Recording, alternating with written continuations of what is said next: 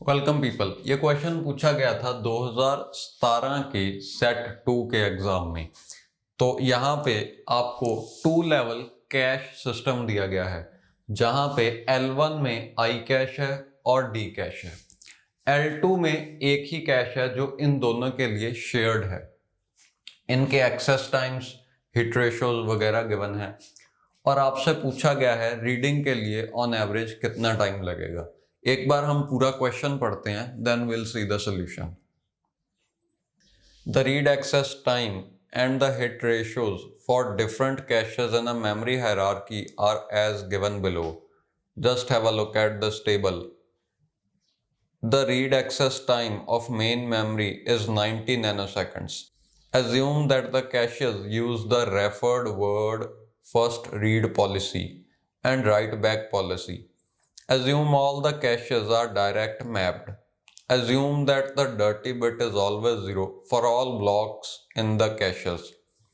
In execution of a program, 60% of memory reads are from instruction fetch and 40% are for memory operand fetch.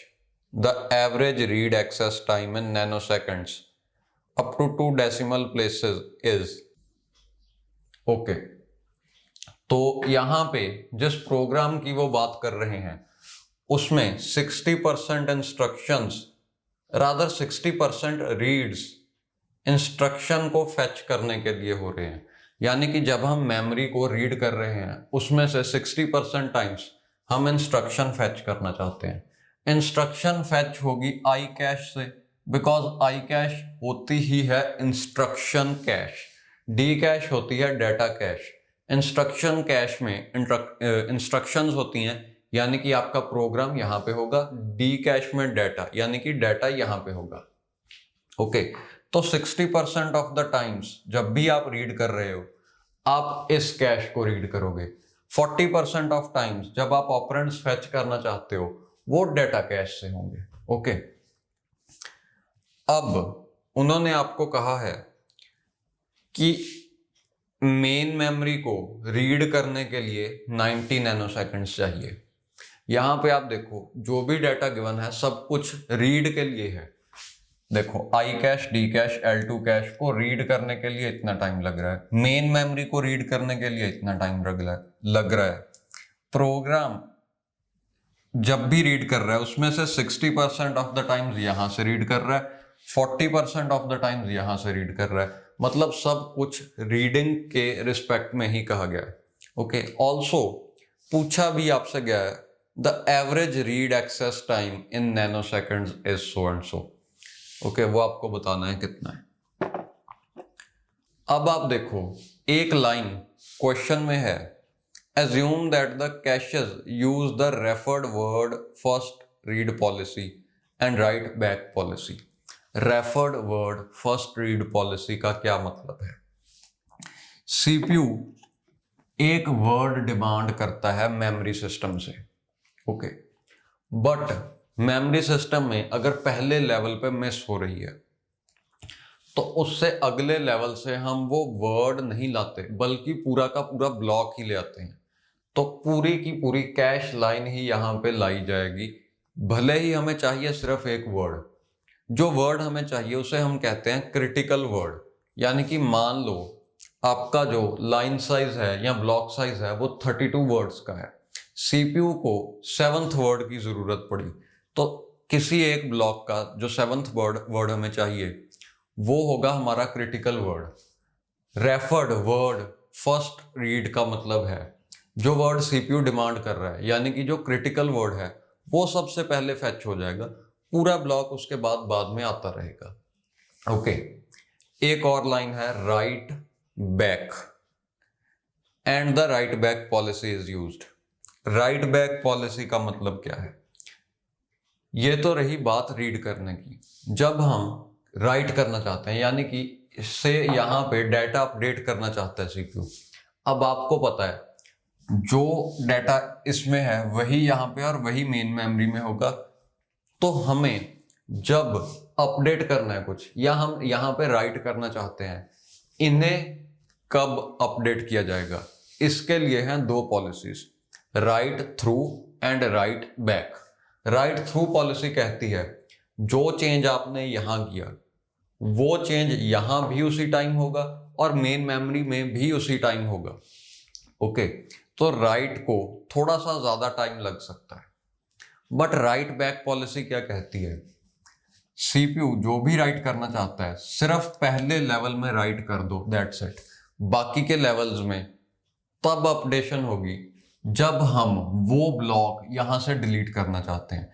यानी कि suppose यहां पे किसी block में 5 continuous rights होने हैं, तो वो 5 राइट्स करते जाओ, यहां की टेंशन मत लो।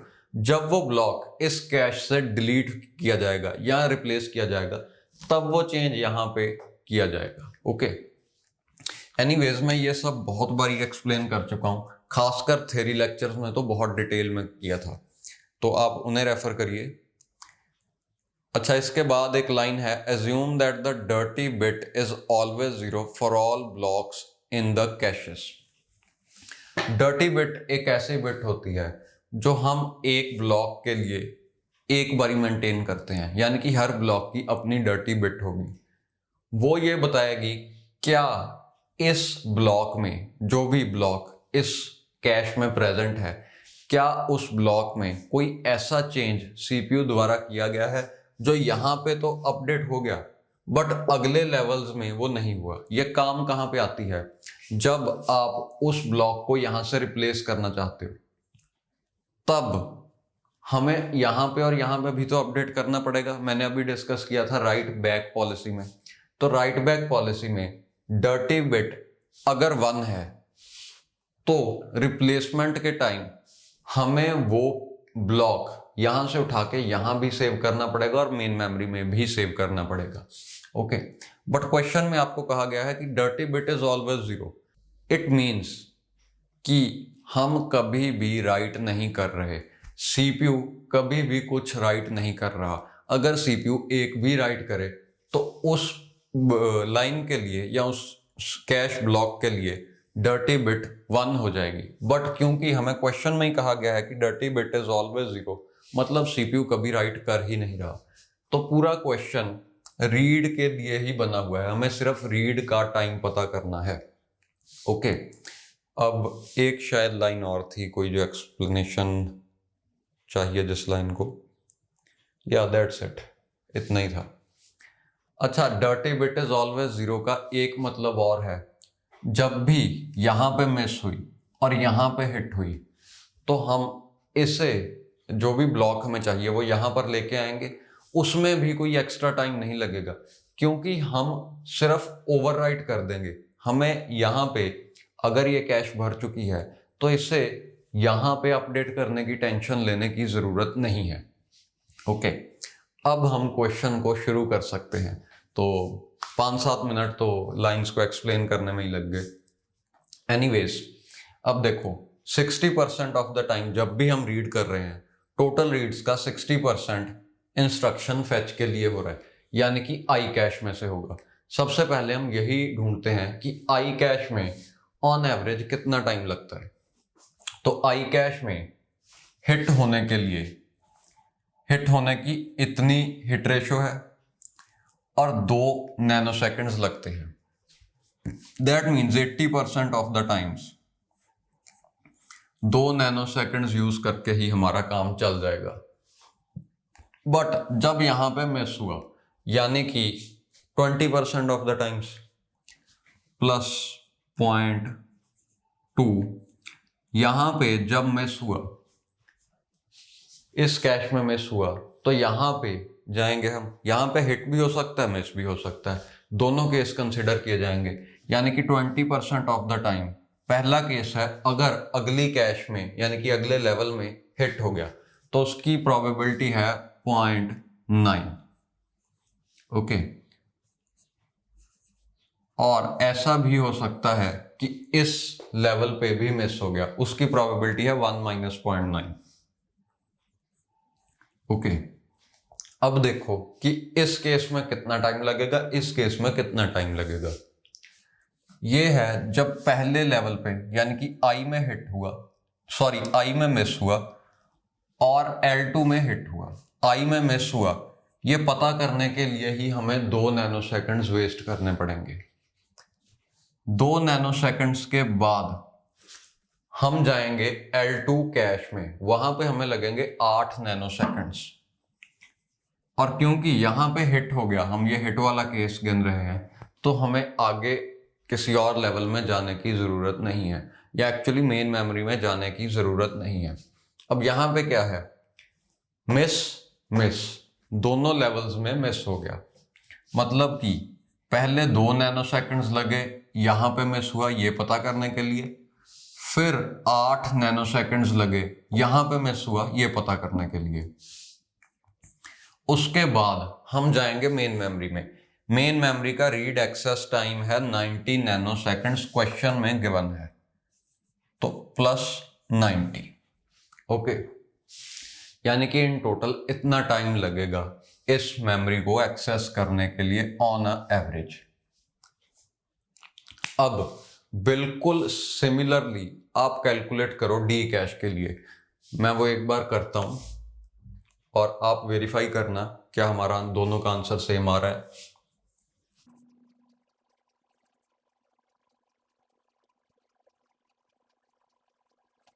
तो डी कैश के लिए इतना टाइम लगेगा।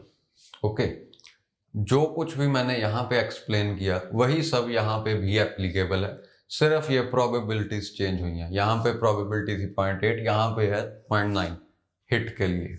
ओके, अब इसकी वैल्यूज ढूंढते हैं।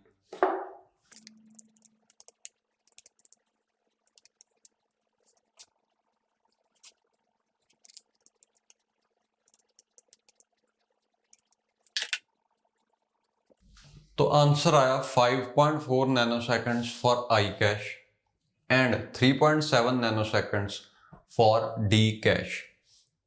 अब देखो 60% of the reads I cache से हैं, यानी कि जो टोटल टाइम रिक्वायर्ड होगा रीडिंग के लिए उसमें से 60% ऑफ द टाइम आपको 5.4 नैनोसेकंड्स लगेंगे, क्योंकि 60% आई कैश को रीड करना चाहते हैं। 60% ऑफ द रीड्स हैं वो आई कैश को एक्सेस करना चाहते हैं। 5.4 बचे 40% ऑफ द टाइम्स आपको लगेंगे 3.7 नैनोसेकंड्स। तो इसे सॉल्व करो, आपको आपका आंसर मिल जाएगा। 0.6 multiplied by 5.4, this comes out to be 3.24 और 0.4 into 3.7 is 1.48।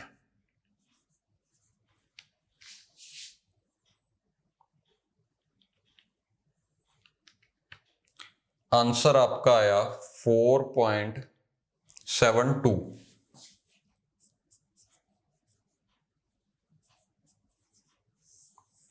यानी कि ऑन एवरेज आपको 4.72 नैनो सेकंड्स लग रहे हैं इस मेमोरी सिस्टम में से एक रीड परफॉर्म करने के लिए। यही आपका आंसर है।